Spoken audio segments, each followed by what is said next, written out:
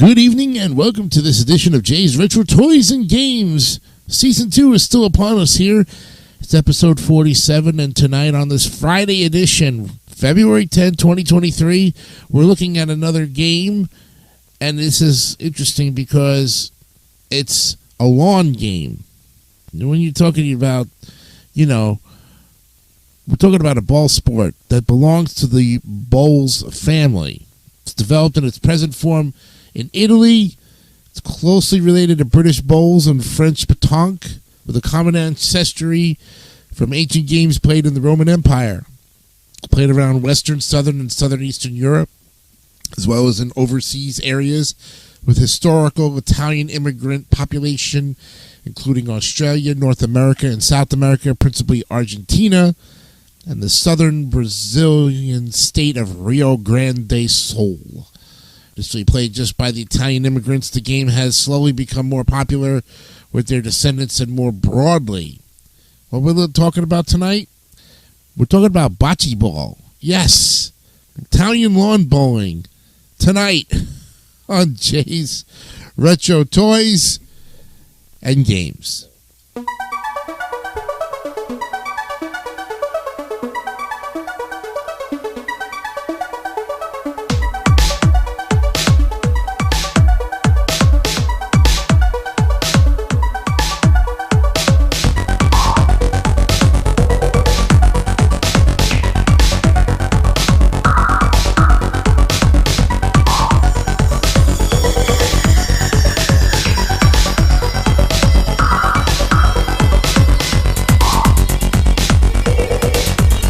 All right.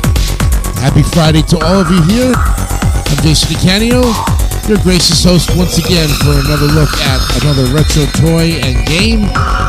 Tonight, bocce ball, lawn bowling, what it's all about. And we're going to look at it right now, give you a quick little history about it, give you the rules, the right rules, okay, because everybody's got different variations on this game. And like I said, it's been around since the 18th century in Italy. So, having developed from games played in the Roman Empire, bocce developed into its present form in Italy, where it is called bocce, the plural of the Italian word boccia, which means bowl in the general sporting sense. It's spread around Europe and also in regions to which Italians have migrated. First form of regulation was described in the book Gioco del Bocce by Raphael Bisteggi in 1753. In South America, it is known as bocas or bolas, criollas, criollo balls in Venezuela, and boca in South Brazil. Now, the accessibility of bocce to people of all ages and abilities has seen it grow in popularity among Special Olympics programs globally, and is now the third most played sport among Special Olympic athletes. The sport is also very popular on the eastern side of the Adriatic, especially in Croatia, Serbia, Montenegro, and Bosnia and Herzegovina. Yeah, if I get that right, where the sport is known as Serbo-Croatian. In Slovenia, the sport is known as balinaje, or colloquially playing bocce or bocce or ball, from the Italian bocce and Venetian ball, meaning balls. There are numerous bocce leagues in the United States, and most have been founded by Italian Americans but contain members of all groups. I'll get the pronunciations right. I had one guy who was complaining about me getting the pronunciations right. Well, you sit in this chair and you do it every night too, and you'll see how difficult it is to sometimes pronounce it, okay? I don't know. Well, so bocce is traditionally played on a natural soil or asphalt court up to 27.5 meters in length and 2.5 to 4 meters wide. Now, while the court walls are traditionally made of wood or stone, many social leagues and Special Olympics programs now use inflatable Pacabocce PVC courts due to their portability and ease of storage. Bocce balls can be made of wood, that's the traditional, metal, baked clay, or various kinds of plastic. And unlike lawn bowls, bocce balls are spherical and have no inbuilt bias. A game can be conducted between two players or two teams of 2, 3, or 4. A match is started by a randomly chosen side being given the opportunity to throw a smaller ball, the jack, called a boccino, little bocce, or a pallino, a bullet or a little ball in Italian, depending on local custom, from one end of the court into a zone 5 meters in length, ending 2.5 meters from the far end of the court. I think it's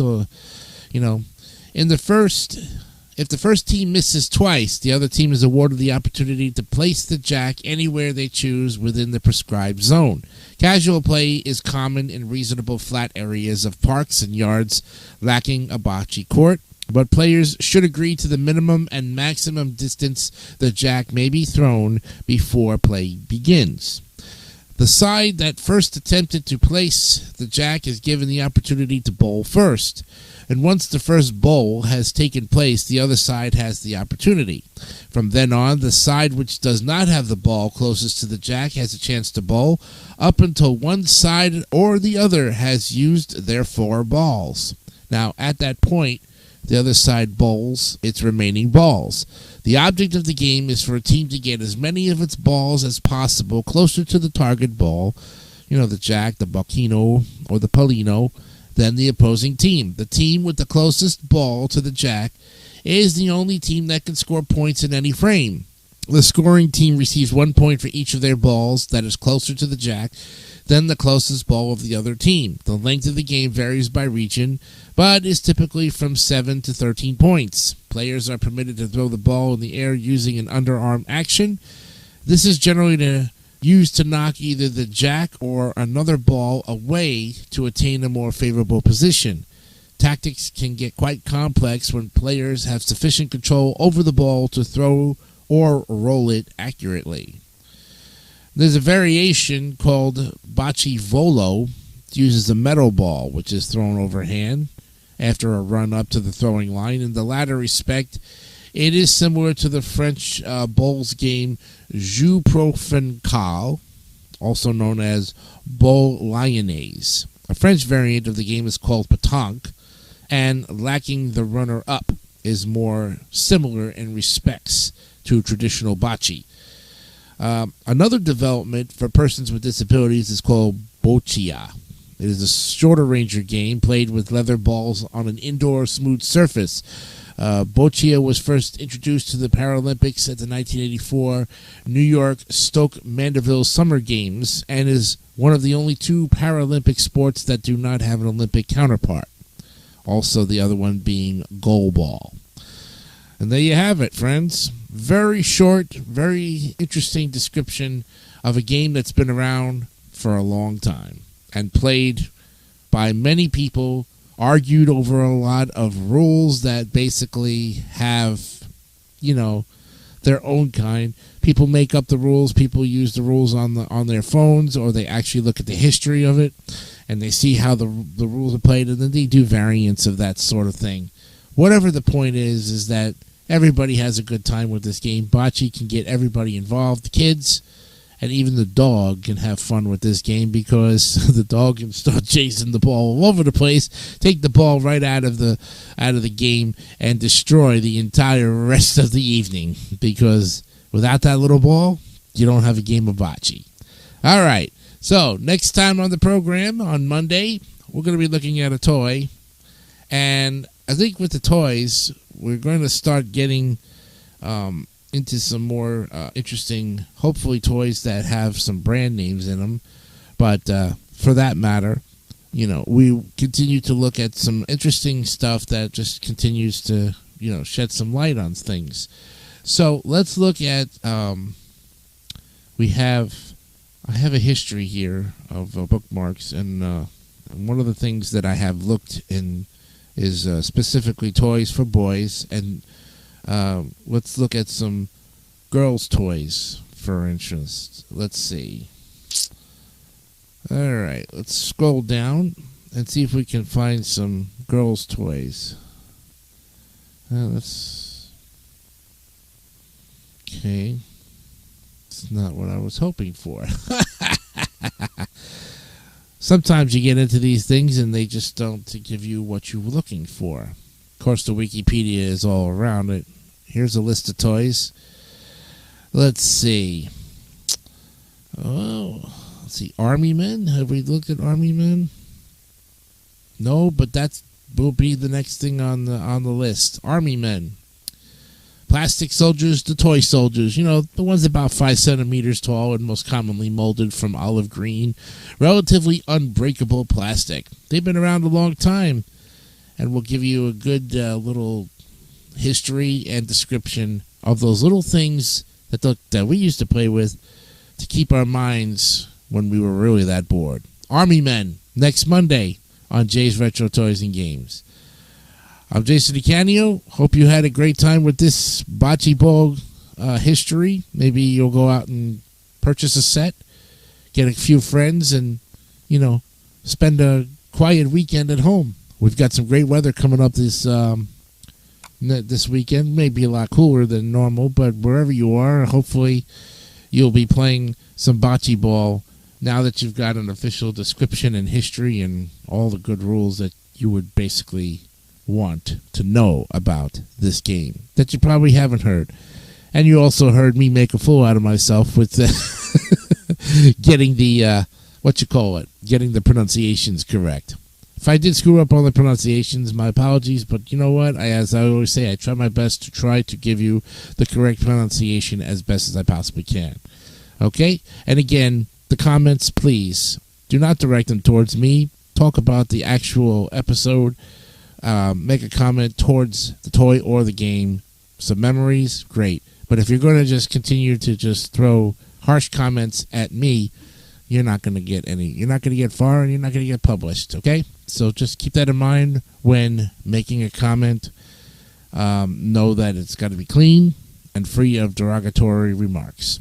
I'm Jason DeCanio. Have a great night, great weekend. We'll see you on Monday for Army Men right here on Jay's Retro Toys and Games. Bye for now.